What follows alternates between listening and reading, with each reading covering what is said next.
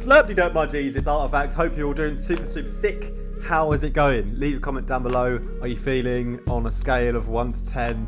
How are you guys doing? Hope you're all doing well, genuinely. And today I've got, as you can maybe see next to me, I've got a variety of coloured peppers, and these are going to be very important today. Because I'm going to get you to do something for me.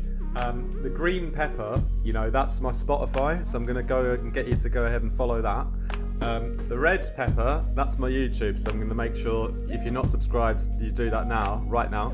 And if you are, just hit the like button and then go through all of my other videos and hit the like button on all of those. And then this is the final one, this is the yellow one. This is the Patreon. So if you're not on Patreon, don't know what you're doing, come and join. You can even support for like €1 or sort of $1, £1, 1 peso, 2 pesos. If you want, sometimes I drop content on that tier, but usually everything goes down in the Discord, which is on the higher tiers. Anyway, the reason I've got 3 mixed peppers and not 3 red ones is because it was cheaper.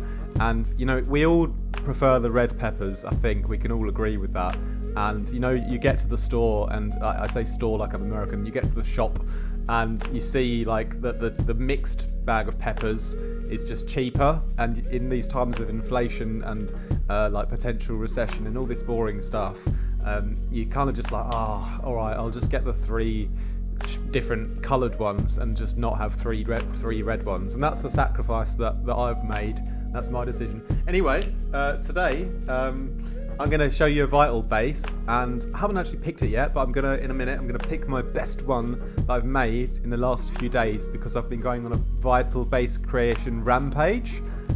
That's actually like the official term, because I'm designing a new Vital preset pack, because it's been a while and I've got some new ideas and new textures that I'm using in my sounds. And what I'm going to do is I'm going to pick like one of my favourite ones now, and it's not ready yet anyway, it's a little way off, but I'm going to pick one of my favourites and I'm going to walk you through the process step by step, and I'm going to try and explain it in as much detail as I can, and try and help you to understand like what's going on in my head, what I think sounds cool when I tweak this, what I think doesn't sound cool, why I make those decisions. So hopefully you can like learn a little bit from this and improve your own synthesis. Also, if you ever like just want to be like Artifact, just give me like 1 hour one-on-one just purely with Vital, let's go. Book yourself in for a session and we can definitely do that as well. Anyway, let's get into the video.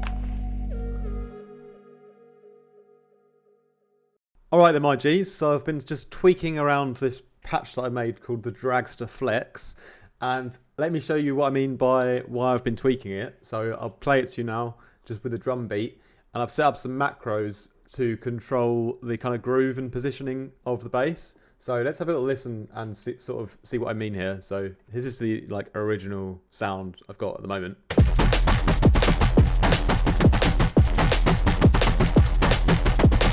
So let's just tweak these kind of shift and go mode macros I've set up and see if we can change the groove and find another like kind of rhythm that fits with the drums.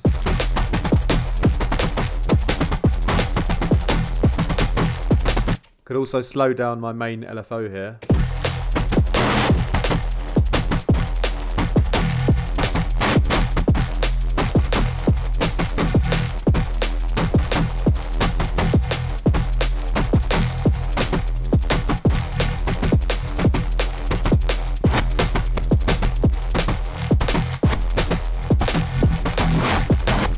So as you can hear, you know, when you kind of cycle through the kind of macros that I've got, you know, just tweaking the sort of timing, you'll get like new kind of sounds out of the bass. And this is one of the things that I really like, and I talked about a little bit on a Patreon video about sort of designing the sound through its movement.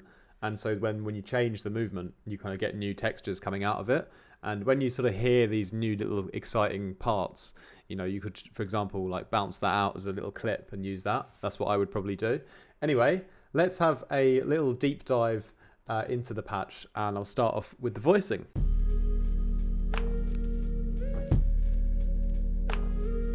So when we start off with the voicing, obviously, you know, as I'm designing the sound through its movement, it's important to have the LFO in already. And it's really simple on my LFO. It's just a saw down that's been sort of curved down. And then the LFO2 is going to just, as I've mentioned before, it's going to just affect the sample, the LFO start position of LFO1.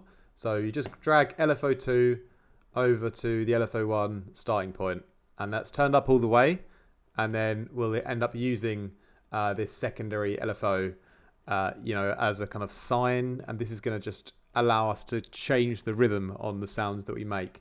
But all of the parameters that we're going to be changing and modulating are all going to be tracked to LFO1. So it's really simple. Anything that you want to modulate, put into this rhythm, just throw it onto LFO1. So I'm starting off with 3 oscillators and 1 piece of noise. And the oscillators are basically a square wave. And I've already tracked the level to the LFO here. So it kind of is doing sort of an arpeggiated pattern. And then the second one is a sine wave. And this is down an octave lower. Also getting in on that sort of LFO pattern on the level. But this one, I'm going to FM it from oscillator 1. So we've got the square wave going into the sine wave. Just to kind of blend them together a little bit.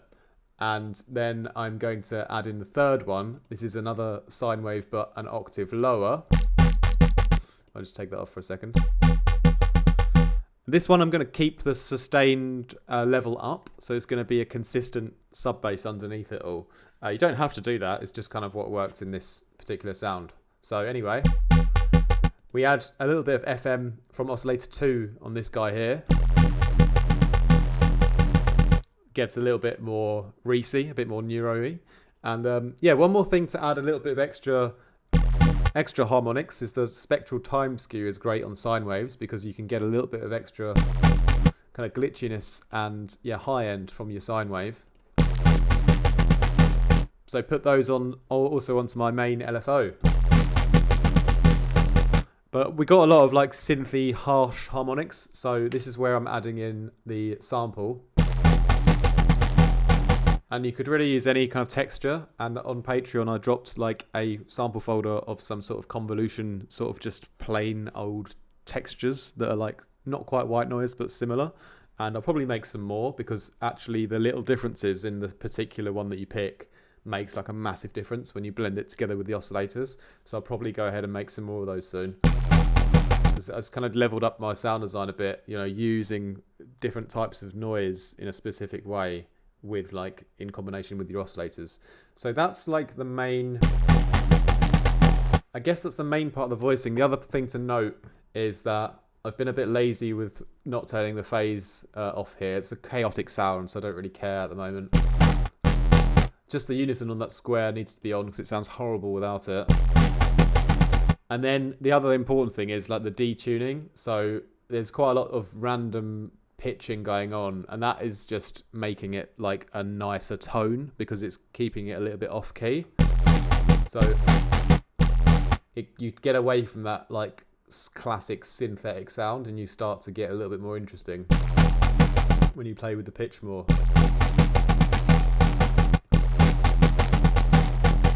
So that's like the main parts of the voicing. So let's go ahead and move on to les filtres.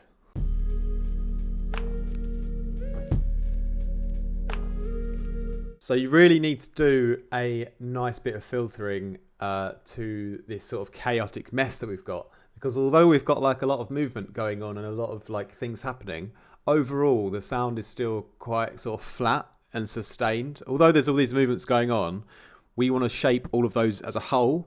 So that's where filtering comes in. So we can get more of a, we can introduce more of a dynamic into the whole sound that we're creating. And so what I've recently been doing as well is using 2 different phaser filters. One sort of going up, modulating up to the right, and then one sort of modulating to the left. So you kind of have almost this crossover thing. And it's actually, I think it was an old preset on one of my favorite filters from Sound Toys, the Filter Freak, where it had these kind of notch filters and they would cross over, and you got some really interesting sounds that way by having these sweeping filters going in opposite directions. And so what I've done is I've just put like some of the oscillators through one of the filters and then some of them through the other. So just trial and error completely. So filter 1, I've just got, you know, a bit of my low sub bass kind of sine wave, and then I've got the kind of mid-range sine wave. And filter 2 is just the kind of square. And this sort of square wave, when it's filtered, the tone changes quite a lot. So I just tracked a little macro to control that, so you can hear it gets a more of a high-end squelchy sound, and sometimes it's quite nice.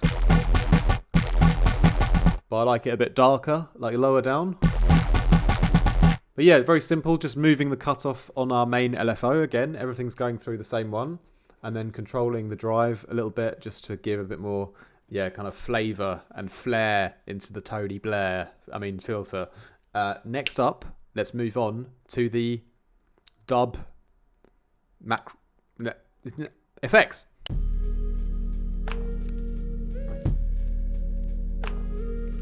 So I'm using 5 effects here, and it must be said that, you know, every sound that you create is going to benefit or not benefit from each particular effect. So I never really always have the same method for which effects I'm going to use. I just try them all out.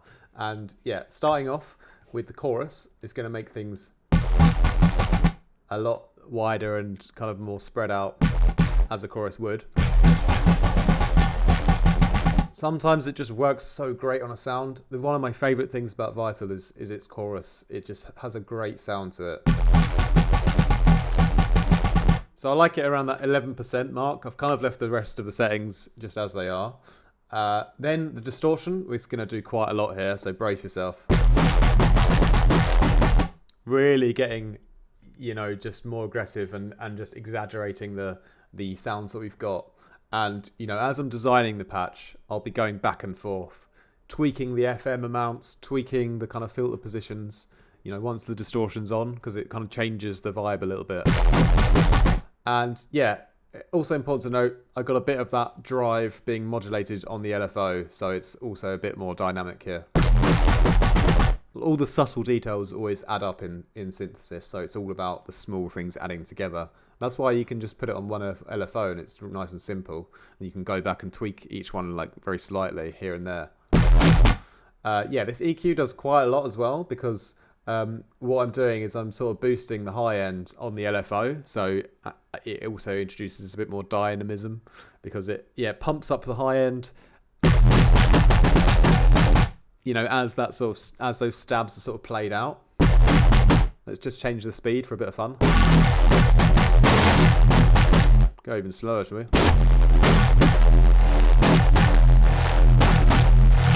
can hear there's loads of different kind of movement and slow sweeping going on, because all of the modulations are going through that LFO. Even if we change the speed of it, they're all kind of moving together, but in at a new speed, and that's creating this kind of realism and life to the bass sound. Anyway, one other cool thing, just kind of boosting up that high end, is a little trick you can do on the LFO, and a little bit of drive is a little trick you can do on the LFO.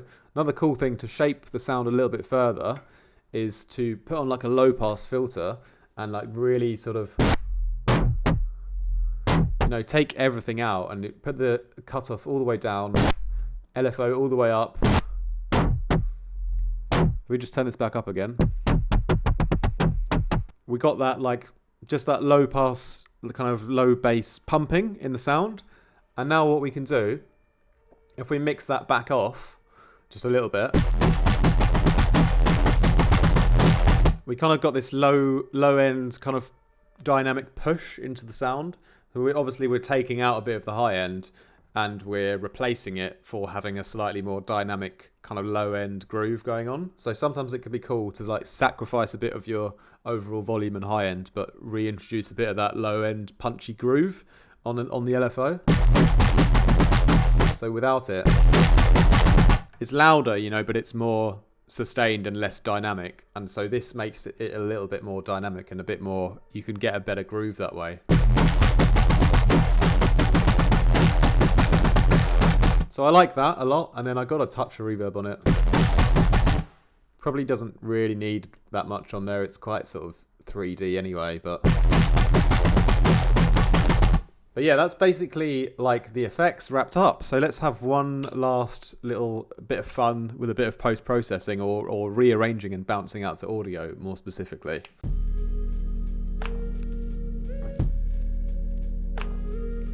So in like 1 or 2 minutes, I'm going to just quickly see if I can get a cool groove. So I've got this sort of fast, speedy guy here. So let's just bounce that out as it is.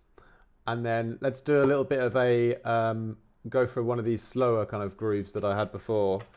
And so let's see if I turn this down a bit.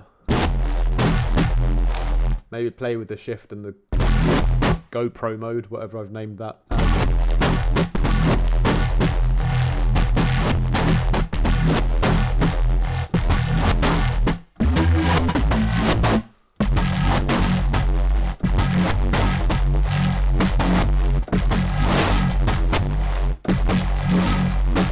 Oh, there was a nice sound in there. So I've just played another note. I've played a note 3 semitones up, but I heard a little sound that I liked. And so I'm going to use that sound. So if we just sort of locate it in the audio file quickly, here it is. Yeah, this little whoomp, it's quite nice. So I could almost use that as my sort of call before we go over to the response, which I'll use the fast bits from down below. So let's see if we move those around. Yeah, something like that. You know, that kind of even works as it is. And we're using the call and response with the same sound, so it's not as creative as it could be if we made 2 different basses, but nevertheless.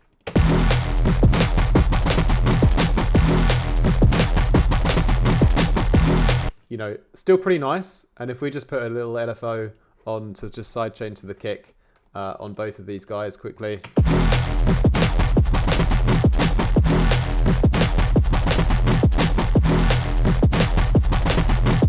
And, you know, for instance, I could have a little gap in the sound. I could load up another synth, for example, maybe Phase Plant, and then I could like get one of Artifact's preset packs from there, maybe one of his power pack, get a dope sound, maybe something a little bit more chilled.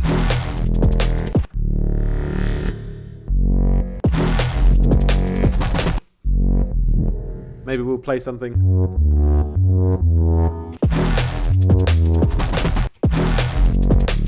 This is a little bit too chilled actually. I'm going to go for just one other one here quickly.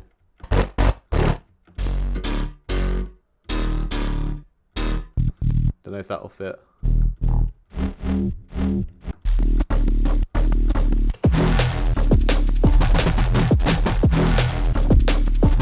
Yeah, something like that's pretty cool. Just kind of switching up the vibe with a just completely new sound. So we have a bit more of a, yeah, like obvious dynamic changing in the bass arrangement. So that's exciting, isn't it, my G's? Anyway, that pretty much wraps up this tutorial here.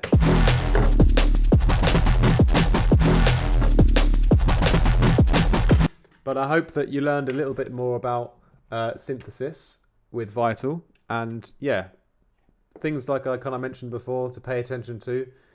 Really go crazy with the you know, the shifting of the LFO phase. That's always fun, and putting everything to your one LFO and then changing the speed, you can get some new and interesting sounds every time. Filters, really important for shaping like the overall low end and things like that.